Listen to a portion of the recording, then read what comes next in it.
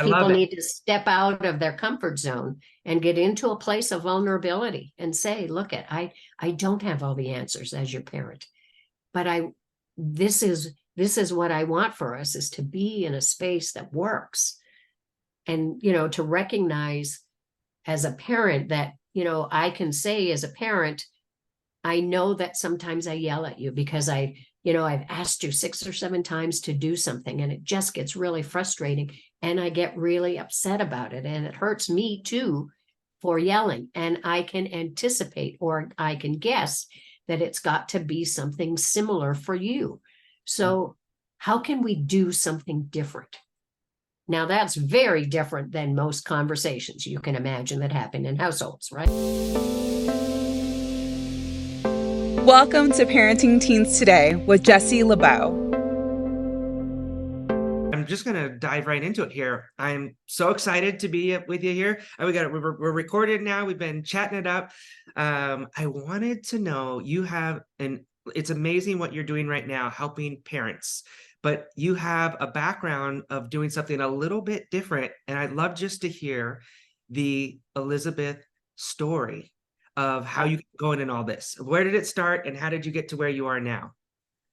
Well, actually, it started when I was a kid because I lived in dysfunction at home. There was, dysfunctional behavior, alcoholism, domestic violence, and then at some point in time in that background, so long ago, I was also sexually abused by a neighbor, and because of what was going on in my home, I couldn't share it, and I didn't know how. And I was also an only child, so I didn't have anybody to tell anybody anything to. And I lived in a time, because I was born a couple of minutes ago, that I lived in a time where children should be seen and not heard. Money doesn't grow on trees. Boys don't cry. Don't cry or I'll give you something to cry about. And there was also that, because that seemed to be the pendulum that was way over here. And it was of a time where things were secretive. So the expectation was that, whatever was going on just stayed in your house.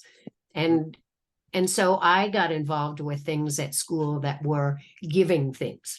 So I would get involved with, charity organizations or the church, or, collecting food for food banks, or going and singing or doing things that were just going to generate joy and happiness, because that was the only place I was getting. Now, I'm certain that there were times that were really good too, but those were the things that sort of stood out for me, that made me want to do something different. At that point in time, I just didn't know how.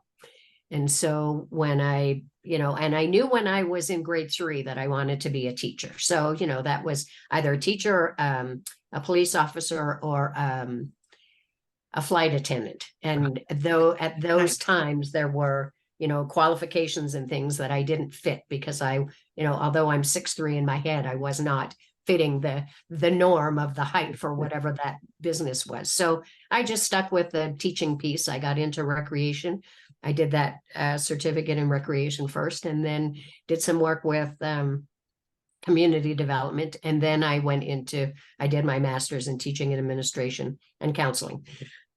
So when I got into teaching, that was the place where I could see it all come out again, because I could see it in the kids I was teaching. I could see it in families that I was meeting when parents were coming. I'd have a kid who would be bullying everybody, and then I would see the father come in and he was massive and this kid would cower. So I knew that, and we know that term now as, hurt people. Yeah. But the thing that I saw from that was I wanted to be able to help those kids too, because if they're hurting, then we need to be able to have support for them. So then as I journeyed on, I thought, no, I'm going to be the person who's going to solve this problem with bullying. I'm going to be the one that writes the book. I'm going to be rich and famous, and people will know and will be able to stop it for good. Then as I continued along my journey and had more conversations with kids and more conversations with parents, I recognized that it's not about one person. It's about relationship. It's about community. It's about communication. And it's about collaboration, so that everybody has a place to be able to work to make this work. And we need to start with our young folks because they're 40% of our population at the moment, but they're 100% of the next generation.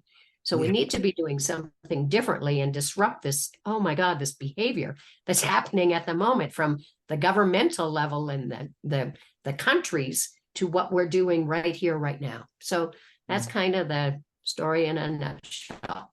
Yeah. And so there's so much beautiful stuff there. I'm just curious for my own, the more people I talk to, in even just analyzing my own life, I really believe in to quote another person, the great, powerful Tony Robbins, the key to living is giving. And I found that almost any issue that a young person is going through, if you can help them shift their mindset from someone who is, I need help, to how can I help other people, it can make all the difference, whether it's in high achieving people that are type A and really going for it, or people who are going through really difficult things that are struggling. So I was wondering, what age for you did you kind of start to tap into doing things and serving other people, and how it made you feel good? It sounds like that kind of came at an early age, if I was following that right. It was probably even in elementary school, because at that point in time, there was a foundation called Miles for Millions, where you had to walk 35 miles or whatever it was. And, you went home and you got everybody to fill out the little sheet with their name and how many pennies they were going to give you. Or, in this case, it was, if it was 5 cents a mile or 10 cents a mile or whatever. March of Dimes is what we call it. Yeah, same kind of idea. Yeah. So it started with that. And then there were just other things. I mean, I just jumped into helping because it just seemed right for me. And it seemed right to be able to help somebody else who, didn't have what I had. Yeah. Well, I appreciate you sharing those things, that were pain points. And I think it's so incredible when people can use their pain and the thing that they experience to be able to help other people.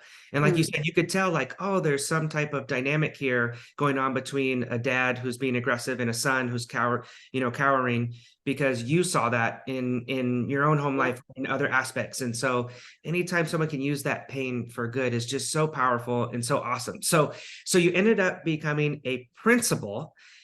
Well, I worked through the ranks. So can you do the breakdown of that? Sure. So in our particular school district here in Calgary, I applied to being an assistant principal, because that was basically the foundational space to be able to get into administration. And so in my in most assistant principals cases, they're, probably 70 or 80% still in the classroom. And then, you get a little bit of administration here and there, and then it just builds from there. And you're typically in that position for about 2 or 3 years, depending also on the need of the district in terms of, putting administrators in different buildings and so on.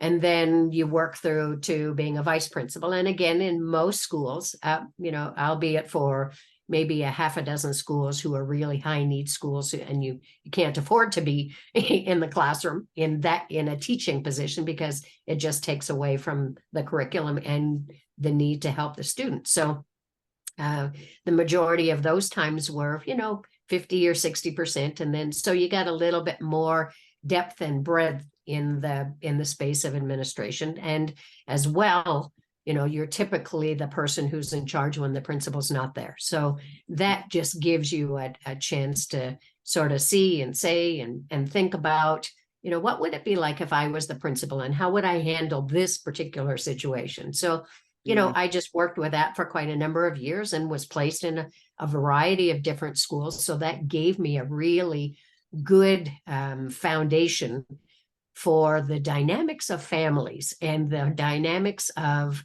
areas in different parts of Calgary. So there are high needs areas, high needs children areas, and there are definitely high needs parents areas. So, and typically those come with money and any number of high caliber types of thought process, or thinking about where you think you might like to be in any event. So then I applied into being a principal, and that was a difficult journey for a while, because at the point when I was applying, we had to present in front of 10 people. And so there was the, chief superintendent, and there were a couple of other area superintendents, and then there was instructional services, and there was someone that represented the school council and all kinds. So, you needed to do a 10-minute presentation where you talked about yourself and all your, the good things you do in the world and in your schools and so on. And that's a difficult space to be in, to have to talk about yourself. And then there were questions that they asked, and then there was typically a situation at the end of that. So they would give you a scenario, and you had to come up with a reasonably educated guess about how you would deal with that particular scenario. And so the first time I had applied and I was accepted, and then you're kind of put in a principal's pool. And so, if there are schools available, then they place people accordingly.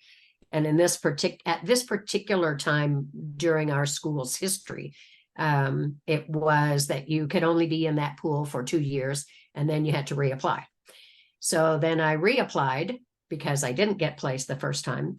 And then I went through the same process all again with the 10 or 12 people at the table. And this time I didn't get accepted. And it was like, okay, well, help me understand how that happens, because you said okay before.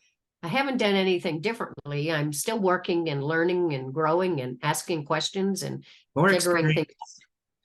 Yeah, and then they changed the system. Oh, and then they told me that I couldn't apply for another couple of years. So I just continued along my way as a vice principal, and I got appointed to a couple of schools, which was really great because it just gave me more experience, and with different leaders, right? Different other principals that I could work with. Yeah. And then this final time I applied, and they had shifted the way that they were doing the interview system, where they had a superintendent and they had 2 principals. And so it was a team of 3. And, I went and I created, I didn't get fancy about it, but I created an executive summary of things that I had done and matched them up with the philosophy of our school district. And so, I said, this relates to this and so on. And then, that was where my good fortune came in. I love it. I love it. So what made you make the jump and transition to what you're doing now with parents?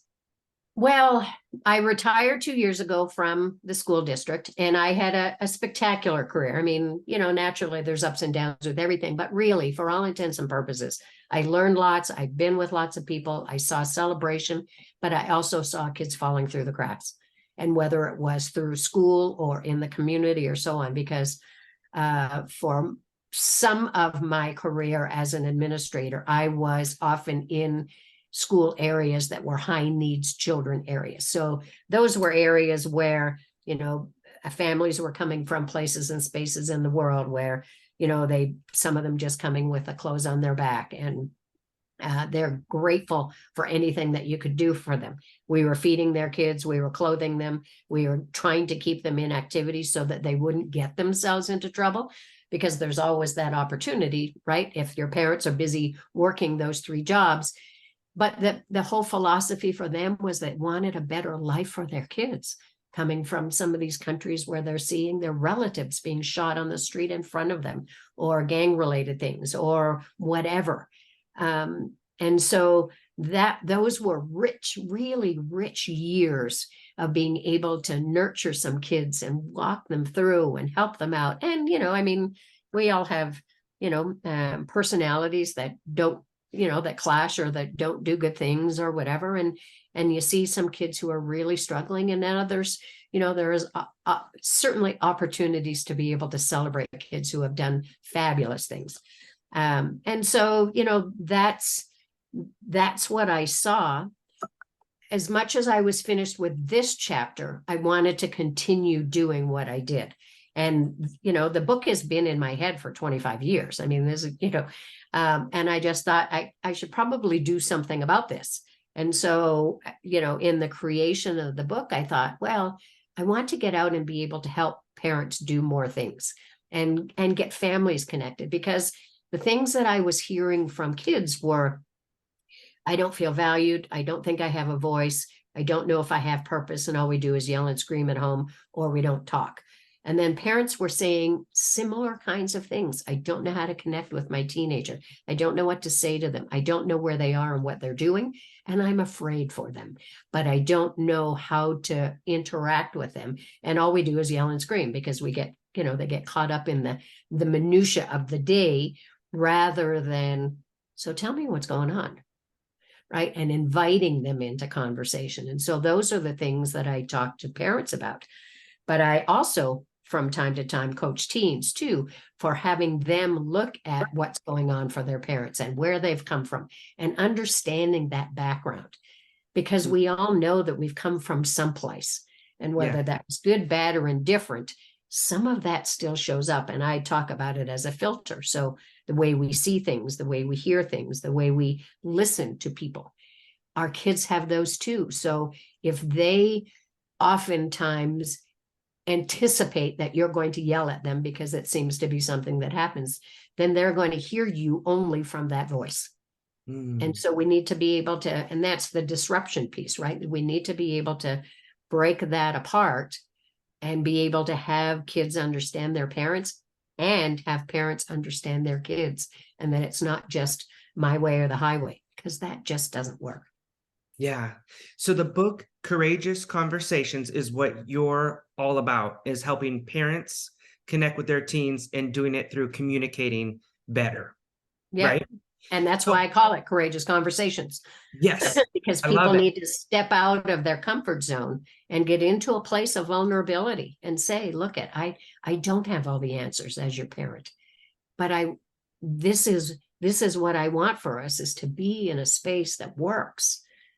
And, to recognize as a parent that, I can say as a parent, I know that sometimes I yell at you because I've asked you 6 or 7 times to do something, and it just gets really frustrating, and I get really upset about it, and it hurts me too for yelling. And I can anticipate, or I can guess, that it's got to be something similar for you.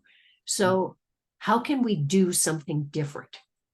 Now, that's very different than most conversations you can imagine that happen in households, right? Yeah.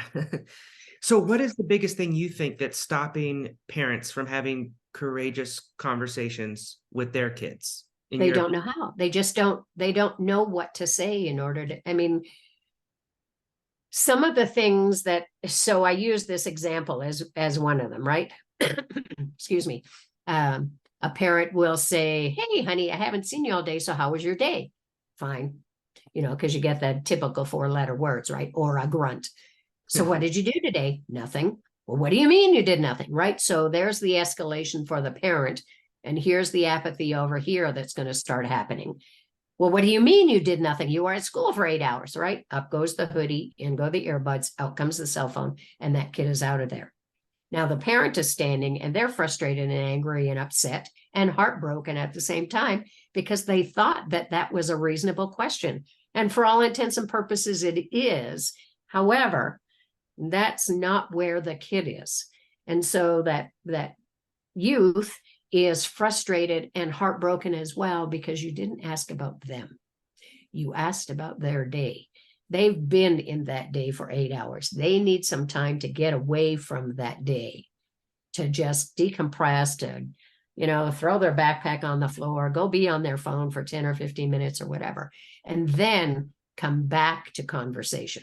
So then the parent can say, look, I know that, I got frustrated, and I bet it, it set you off a bit, and that wasn't my intention. So it really is always bringing it back to, and that's the space of vulnerability, is to be able to bring it back and say, look, this just isn't working like I'd like it to, or like we'd like it to. So what can we do differently?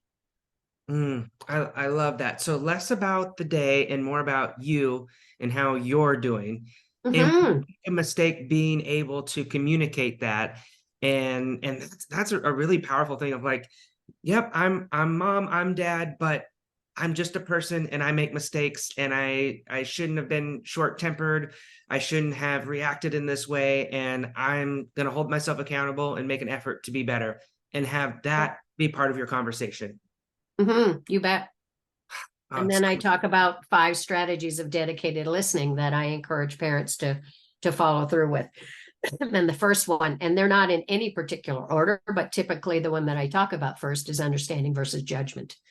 So what I encourage parents to do is put their judgment aside and really be curiously engaged about what's going on with your teen, because behavior is a form of communication. So whether they are hiding out or whether they're being belligerent or whatever, they're telling you something.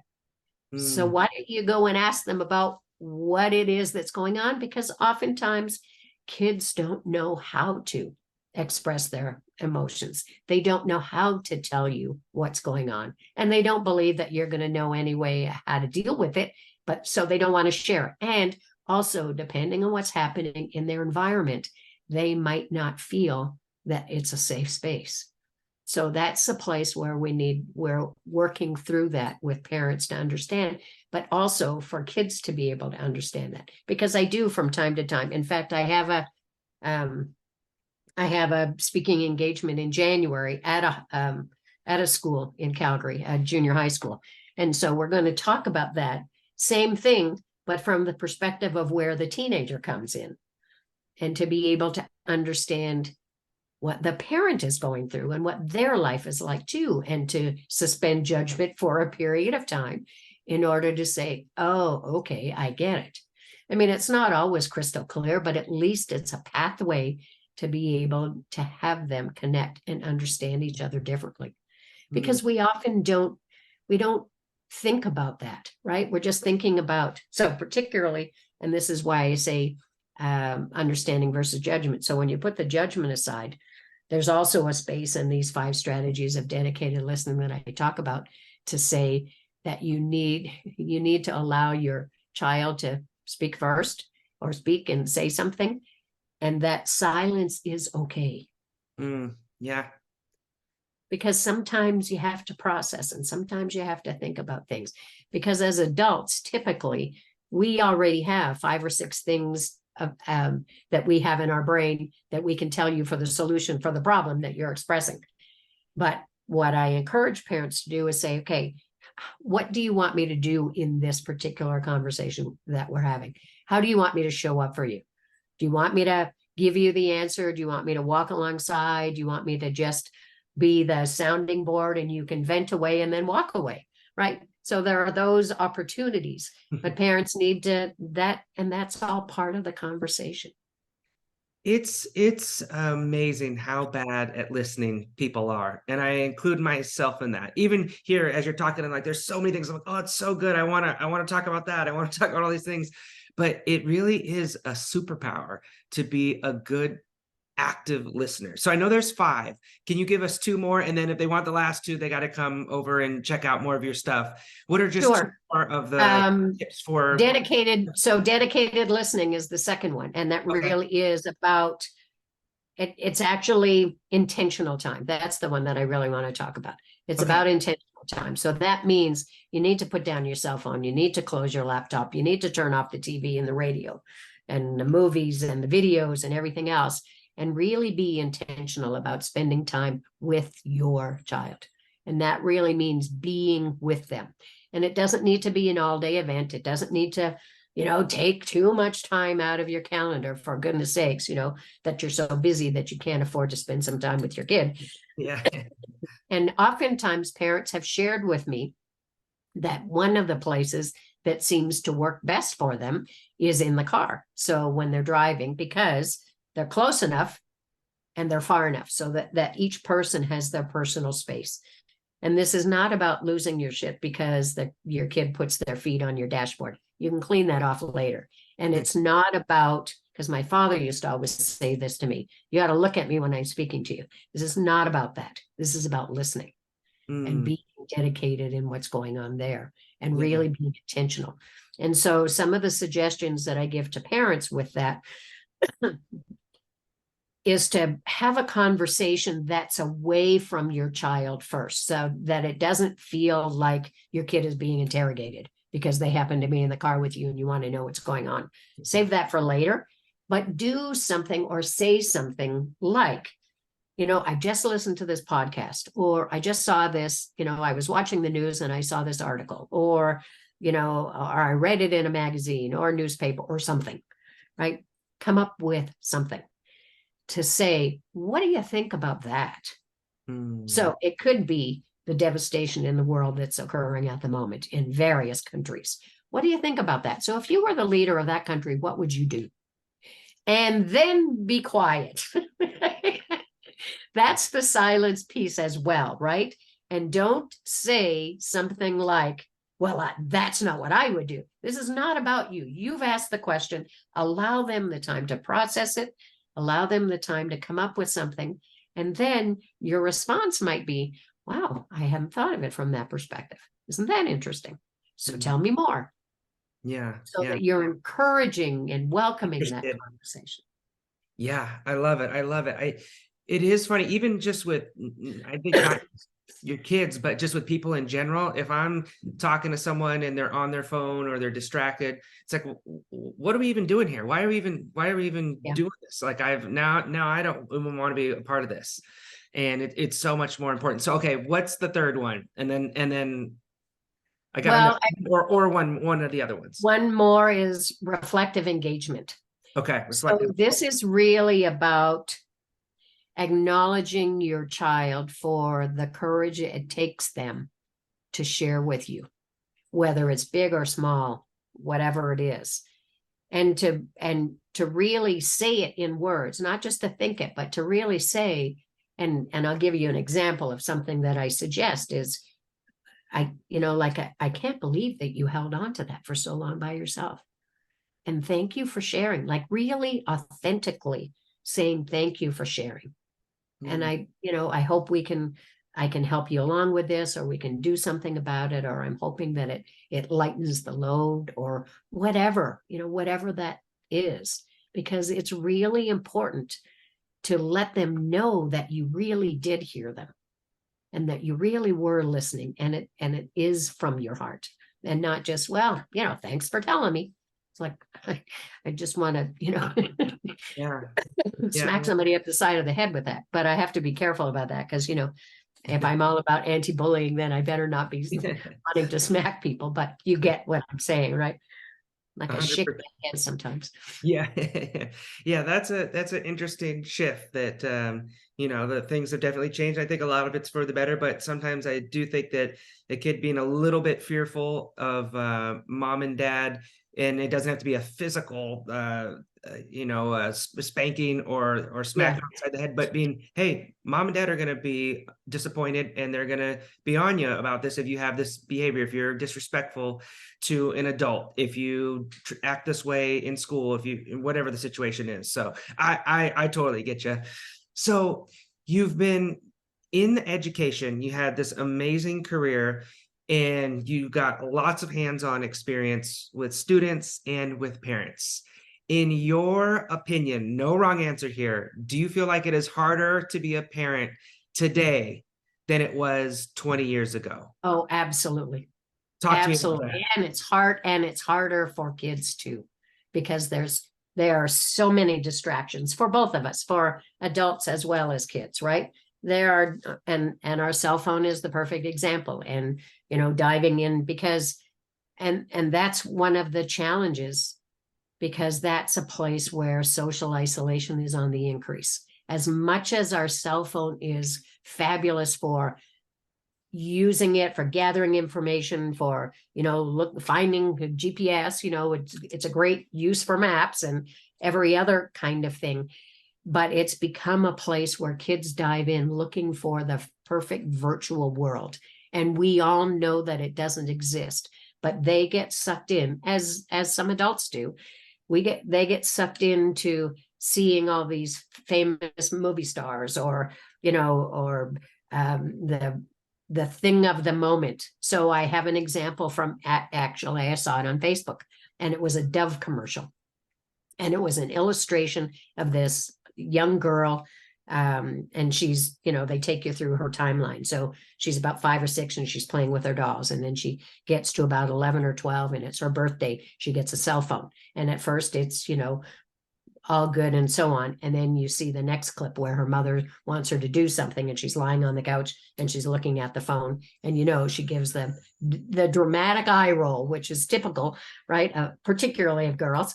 And then you see the cell phone, and you see this young woman in the cell phone who's a stick figure and talking about, well, you need to eat this, and you can't eat this, and you need to journal and so on. So you see the activity of her, writing in her own journal saying, oh, I had to skip lunch today because, I have to, because in the video itself, you see the person on the cell phone measuring her thighs and so on. And then it clips to a little bit older in age, and you see a sign that says anorexic clinic, and you see the medical bracelet on the young woman.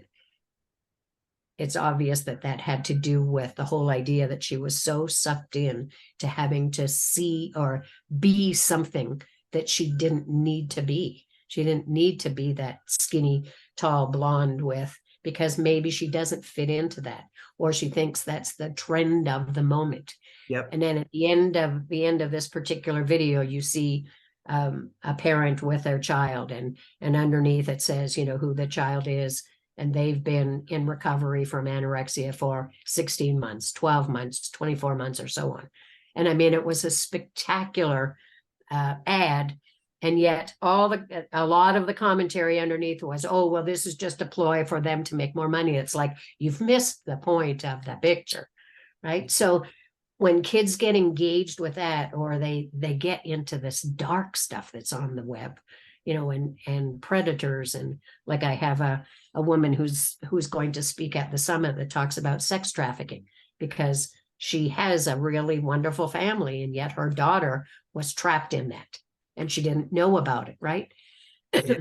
Because part of what happens is, and I just spoke with parents just recently who said, oh, I'm giving my daughter, responsibility and a little bit of independence. So no, I don't check her cell phone. And I'm thinking, oh, I think it would be in your best interest to do so. Yeah. So what advice do you have for parents when it comes to teens and their phones? I feel like you were going there, but like, besides check to have some, and this is a courageous conversation, right? Because it's not going to be met with, affirmation from the teen, but typically to say, because we all get into this place, oh, this couldn't possibly happen to me, except it happens all too often, and particularly with girls when they send inappropriate photos because somebody likes them. Well, that liking person on the other end of that phone could be 25, 45, 65, right? It doesn't matter. And yet they are so into the affirmation and the love and what they need, or what they believe that they need, that they're getting from their cell phones. And so that's why I encourage parents to have that conversation. And if it means a little bit of a battle, then that's okay too, because you're doing what you need to do as the parent. First of all, you're paying for the cell phone.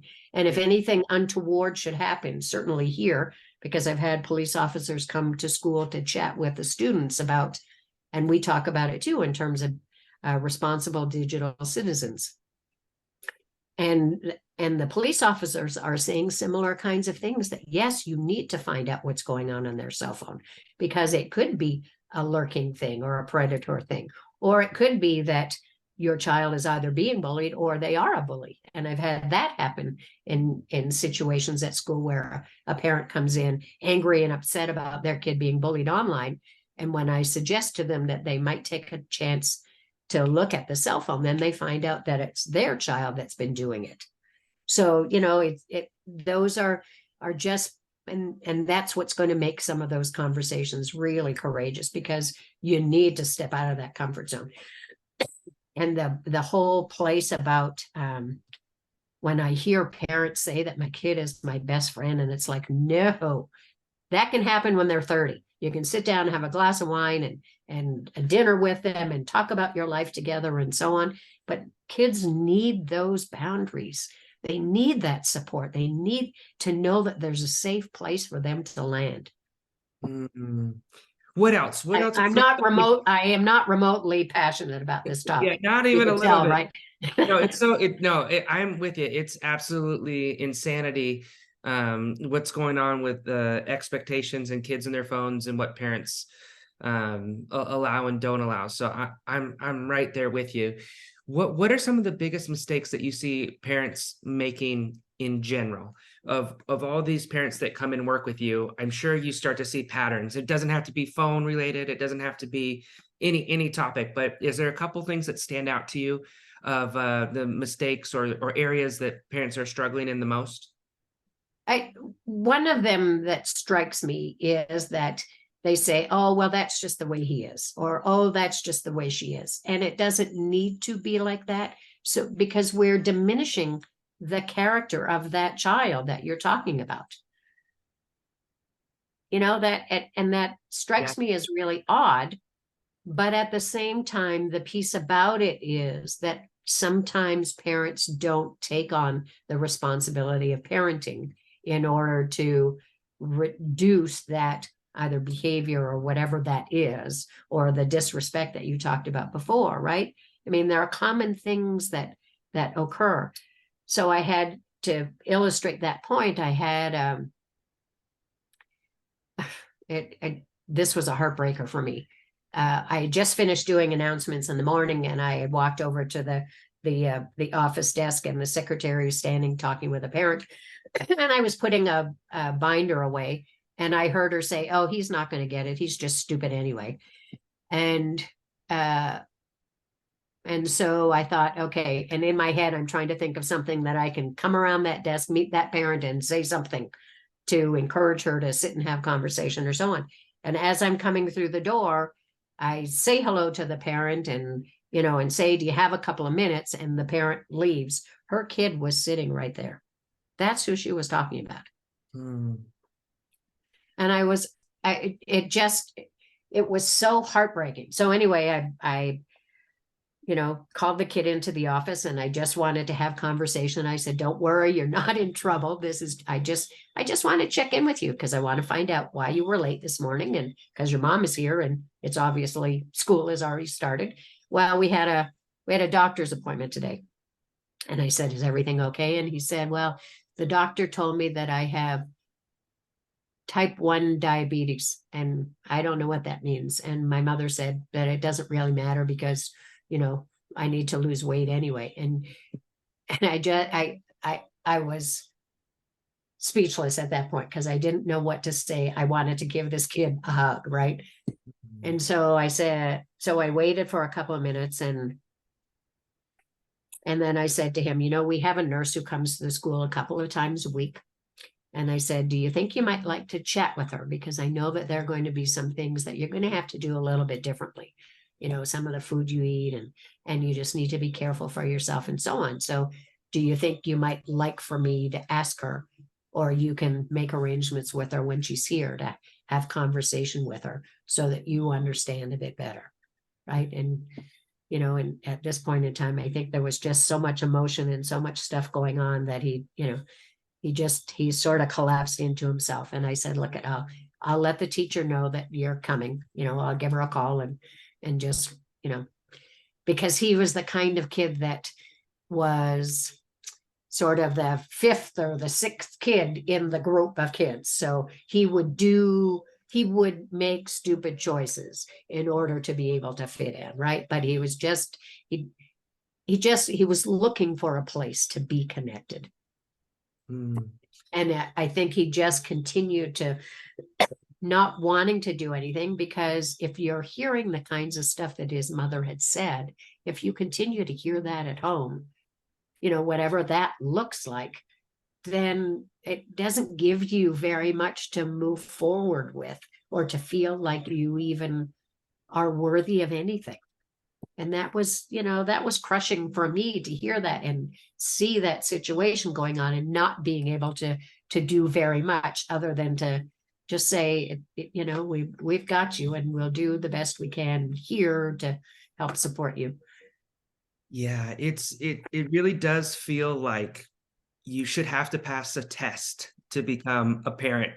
And when you find out the ways that kids are being treated at home or the things that are being said, and sometimes it slips out in public at school, and you're like, well, how else is this kid gonna, get through this difficult time when they're not even being supported and having positive things said about them from their own parents? Yeah. And cycles into eating bad to acting out and being around the wrong group of friends because of that, what you shared earlier of community and how important we are and how we're wired to want to connect with other people. So I wanted to ask you, what is your a little inspirational nugget or piece of wisdom you could leave for our parents today?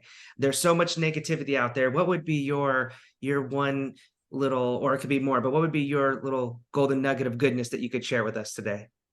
Well, I have a couple of them. Okay, let's do it. Let's do a couple. And the first one is busy, busy, busy is always going to be there. We're trapped in that busyness. It's not going to disappear. And so what I tell parents is that's always going to be there. Your kids might not be. And they have to be way more important than the busy life that you have. Yeah, I love it. I love it. Next one. The next one is go be with them. Go have fun, go be outside, go do stuff together, put the cell phone away, close the laptop, just have some fun. And I was just commenting just recently in a share similar to this, and I said, go jump in a puddle or go make a snow angel. Well, as it happened, I thought, well, if I'm going to say those things, then I'm going to go do them. So I walked my dog and I jumped in the puddle, and I just had a good time. I was just laughing on the street all by myself. It would have been way more fun had there been somebody else with me. But just those kinds of things, like go for a bike ride together, or a walk, or a hike, or engage in something that your kid wants to do. So for example, if they play a sport, then, go to the local basketball court and play with them. Or if they play hockey, then, get your sticks out on the street and just have some fun. Like do something maybe outrageous so that they know you're a real life person. I love it. You got to have play. You got to have fun, or else Yeah, not no a kidding. good thing if you're not having a good time. Yeah. So here's my last question for you. I'm wondering if you could jump in the time machine, go back in time, and you're about to become a mother for the first time. What would be some words of wisdom or advice that you would give yourself as you're beginning that journey of motherhood and parenting? Take a risk. Just go for it. Yep. I love it. Step into it and just go for it. Yep. I love it. I love it. Well, I just want to commend you and acknowledge you for the amazing work that you're doing and the passion that you have. I love it when people retire and they're like, this ain't for me. I want to do more. I want to have a bigger and deeper impact than you've already had with so many kids and parents and families. And I love this idea of courageous conversations. And even in our program where we work with kids, a big part of it, like we were saying earlier, is it's great to work with them, but in the home, there has to be some work done. Yes. So they aren't going a few steps forward and a few steps back because they're back in a toxic environment. And so you pushing them to challenge themselves as parents to become better, to have these conversations is so critical. And we do a little bit of that same thing of each week. It's like, we want this to be an excuse for you to have a topic that matters to talk to your kids about. That isn't what's the TikTok trend, or that something that has more substance and value. It can impact their character and their future and the person that they're going to decide to be with every decision they make. So I just love it. And for everyone who wants to come check you out, courageousnetwork.com. Is that the best place for them? Yes, that's Awesome. the best place. And I know you also have coming up in December a summit that people can come check out. Can they find out more about that on the site? Not right at the moment, because I'm just in the process of putting it all together to have a link on there. Okay. But it will be December 9th. Perfect. Well, we'll put the word out. We'll send out the bat signal, and we're so excited. And thank you for taking the time to bless all of us with, everyone just has a unique story and a unique experience. And you being able to work with so many people in the way that you have is just so awesome. So thank you for coming in and sharing that and being so giving with us today.